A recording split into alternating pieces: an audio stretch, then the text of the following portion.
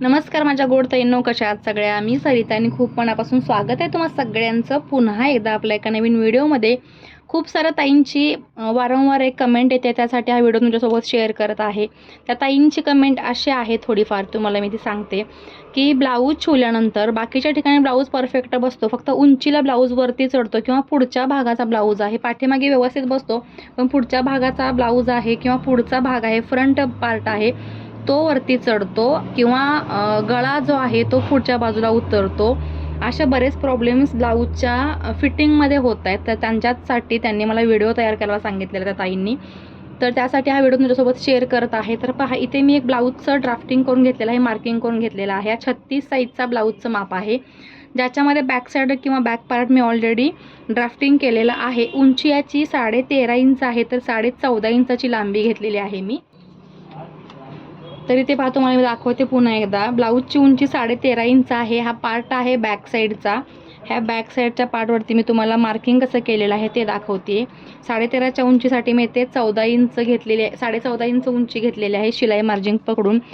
Shoulder घेतलेले आहे 11 inch shoulder आहे, तर मी ते 5.5 इंच घेतलेले आहे. त्यानंतर मुंडा घेतलेला आहे 6 इंच.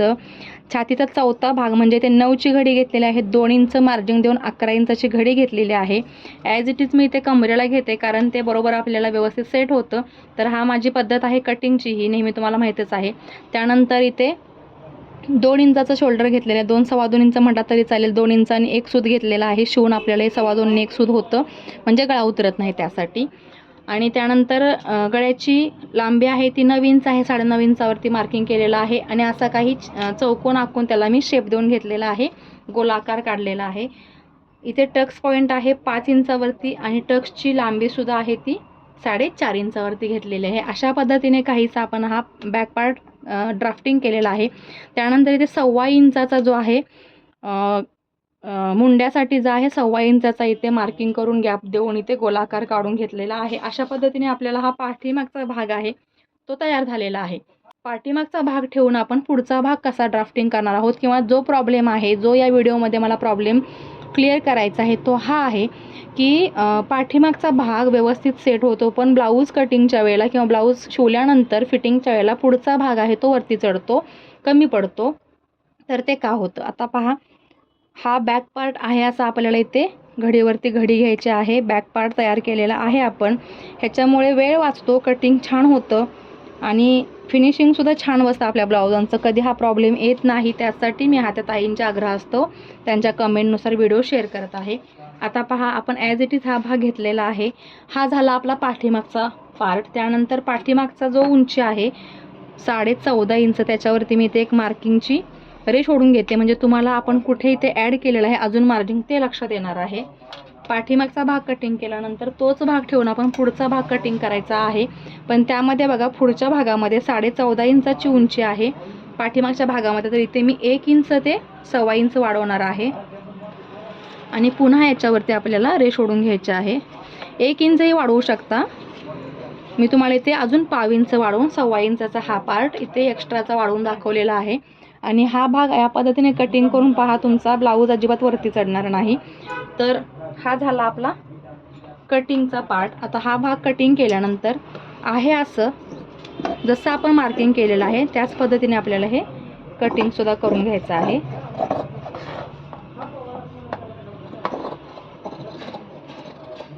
कटिंग व्यवस्थित होण्यासाठी आपल्याला ड्राफ्टिंग व्यवस्थित होणं गरजेचं असतं. आता हा राहिलेला भाग आहे कपड्याचा, तो आपण नंतर यूज करणार आहे. त्याच्या पट्ट्या वगैरे काढणार आहे. सगळ्या गोष्टी त्याच्यामध्ये व्यवस्थित सेट होतात.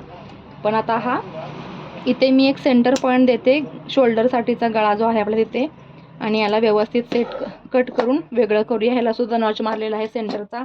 हा झाला आपला बॅक पार्ट. बॅक पार्ट मी बाजूला ठेवून देते आणि फ्रंट पार्टवरती आपल्याला आता इथे बघायचे आहेत काही टिप्स, ज्यामुळे तुमचा ब्लाऊज अजिबात वरती चढणार नाही किंवा पुढच्या भागाला कमी पडणार नाही. सगळ्यात अगोदर आपण काय करूया, इथे अर्धा इंच जे आहे मुंड्याची गोलाई देऊन घ्यायची आहे. इथे मी अर्धा इंच मुंड्याची गोलाई देऊन घेतली. इथेच आपल्याला काढायचं आहे हलकंसं कर्व करत. त्यानंतर आपण इथे गळ्याची रुंदीचं मार्किंग केलेलं आहे 2.25 इंचावरती. तिथून पुढचा गळा काढायचा आहे. पुढचा गळा यांचा आहे 6.5 इंच, तर 6.5 इंचावरती मार्किंग करायचं आहे आणि पुन्हा इथे व्यवस्थित पुढचा गळ्याचा आकार द्यायचा आहे. इथे सुद्धा तुम्ही पाठीमागच्या पार्ट जसं दाखवलं तसं चौकोन काढू शकता आणि मग तुम्ही इथे गोलाकारचा हा भाग शेप देऊ शकता. अशा पद्धतीने सुद्धा तुम्ही हा पुढचा गळा काढू शकता. हा तुम्हाला पाठीमाग पुढच्या गळ्याचा आर्महोलचा अर्धा इंच गोलाई द्यायची आहे. त्यानंतर आपली जी क्रॉसपट्टी आहे, हा क्रॉसपट्टीवाला ब्लाऊज आहे, तर क्रॉसपट्टी जी आहे ती आपल्याला इथे घ्यायची आहे 3.5 इंच. 3.5 इंच घ्यायची आहे इकडे आणि 2 इंच 2.5 इंच घ्यायचे आहे इकडे. अशा पद्धतीने तुम्ही 2.5 इंचावरती सुद्धा मार्किंग करू शकता आणि ही रेष ओढून घेऊ शकता आणि पुन्हा याला तुम्ही ही गोलाई देऊ शकता अशा पद्धतीने. किंवा इथे तुम्ही हा जो आपला कर्व आहे तो सुद्धा ठेवून इथे गोलाई व्यवस्थित देऊन घेऊ शकता. आता मी कोणताही कर्व वगैरे वापरत नाही, मी तुम्हाला दाखवते मी कसं करते. ह्या पद्धतीने असं मी व्यवस्थित हे मार्किंग करून घेते. इथे वाटलं 3.5च्या ठिकाणी इथं अजून अर्धा इंच वाढवून मी इथे हा गोलाई आकार काढून घेते, म्हणजे ब्लाऊजला आकार छान येतो, शेप छान येतो आणि व्यवस्थित तो सेट होतो. तर तुम्ही इथे 3.5 इंचावरती घेतलेला आहे, इथे 1 इंचवरती मी अर्धा इंचवरती जाऊन पुन्हा हा गोलाकार काढलेला आहे इथे. अशा पद्धतीने लाईन थोडीशी डार्क ड्रॉ केलेली आहे ज्यामुळे तुमच्या लक्षात येईल. तर हा झाला आपला क्रॉसपट्टीचा भाग.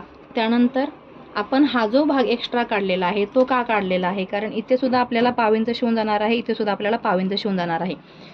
त्यानंतर बघा आपण इथे 4 इंचावरती टक्स पॉईंट द्यायचा आहे आणि इथे 2.5 इंचाची किंवा 2.25 इंचाची टक्स द्यायचे आहे. पाऊण इंच दिला त्याची रुंदी तरीही चालेल. त्यानंतर हा जो दोन्ही सेंटर राहिलेला आहे त्याच्यामध्ये आपल्याला इथे मार्किंग करायचं आहे आणि ही आपली सेंटरची टक्स काढायची आहे. त्यानंतर इथे तुम्हाला ही साईडची टक्स काढायची आहे आणि हा जो सेंटर आहे तुमच्या मुंड्याचा जो चौकोन आपण काढतो शोल्डरच्या नंतर तिथं आपल्याला ही टक्स काढायची आहे. साधारण ही टक्स आपली जी आहे 2 इंच, 2.25 इंच, 2.5 इंचाच्या मार्जिंगवरती असते किंवा अंतरावरती असते. आता पहा सेंटरच्या टक्सपासून हुक साईडची टक्स आहे ती आपली 2.5 इंचाच्या अंतरावरती आहे. त्यानंतर साईडची टक्स आहे ती सुद्धा आपल्याला 2.5 ते पावणे 3 इंचाच्या अंतरावरती आहे आणि साईड टक्सपासून मुंड्याच्या टक्सच्या इथली सुद्धा रुंदी 2.5 इंच झालेली आहे. त्यामुळे तुमचा फिटिंगचा भाग व्यवस्थित बसतो. ब्लाऊजचा जो आहे फिटिंगचा भाग तो छान बसतो, व्यवस्थित बसतो, कुठे इकडे तिकडे होत नाही. आता ह्याच्यामध्ये आपण तयार झालेला भाग आहे तो मोजूया किती होतोय तो. टोटल आपण 14.5 इंच घेतलं होतं कारण 13.5 इंच उंची आहे ब्लाऊजची. तर 13.5 मध्ये 1 इंच वाढवून पाठीमागचा भाग मी 14.5 इंच काढलेला आहे. त्यानंतर ह्याच्यामध्ये मी पुन्हा 1.25 इंच ते 1.5 इंच ॲड केलेला आहे आणि हा भाग आपला 16 इंच झालेला आहे. 16 इंचाला एक सूद कमी आहे पण 16 इंच आपण पकडू शकतो. त्यानंतर पहा आपला इथे शिवून जाणार आहे पट्टीच्या इथे पाव इंच आणि या पट्टीचा हा जो आपला मार्किंग आहे इथून पाव इंच. पुन्हा आपला शोल्डरच्या इथे अर्धा इंच शिवून जाणार आहे, म्हणजे टोटल इथे सुद्धा आपला हा पाव इंच शिवून जाणार आहे. म्हणजे हा अर्धा इंच, 1 इंच आणि हा पाव इंच, 1.25 इंच आपण जो एक्स्ट्राचा भाग घेतलेला आहे तो आपल्याला इथे 1.25 इंच मायनस होणार आहे हा ब्लाऊज शिवताना किंवा हे पट्ट्या काढून शिवताना आणि वरचा भाग जोडताना. त्यामुळे आपण जो 1.25 इंचाचा हा भाग घेतलेला आहे इथून हा भाग तो आपला मायनस होतो आणि आपल्याला 14.5 इंचाचा ॲटलिस्ट 14 इंचाचा तरी तयार झाल्यानंतर ब्लाऊज मिळेल तुम्हाला, म्हणजे अर्धा इंच. तर ह्याच्यामध्ये मला 14.5 मिळणार आहे फ्रंट साईड, म्हणजे माझा पुढचा भाग आहे तो अजिबातच वरती जात नाही, फिटिंग बरोबर बसतं. आता तुम्हाला जर इकडे तिकडे बिगनर्स असाल, शिवताना जास्त थोडा कपडा जास्त मार्जिंगला गेला तरीसुद्धा 1 इंच राहू दे, पाऊण इंच ते अर्धा इंच तुम्हाला सुद्धा ब्लाऊजची उंची ते जास्त मिळते. अशा वेळेला तुमचा जो प्रॉब्लेम आहे ब्लाऊज पुढून वरती सरकतो, वरती उचलला जातो किंवा खेचला जातो तो इथे क्लिअर होणार आहे. जसं दाखवलेलं आहे त्याच पद्धतीने आपल्याला कटिंगसुद्धा करायचं आहे. हे पहा कटिंगसुद्धा मी त्याच मार्किंगवरती करत आहे. त्यानंतर इथे आपण हा जो मुंड्याची खोली दिलेली आहे फ्रंट साईडला तो भाग कटिंग करून घ्यायचा आहे अशा पद्धतीने. त्यानंतर आपण इथे गळा कटिंग करून घ्यायचा आहे.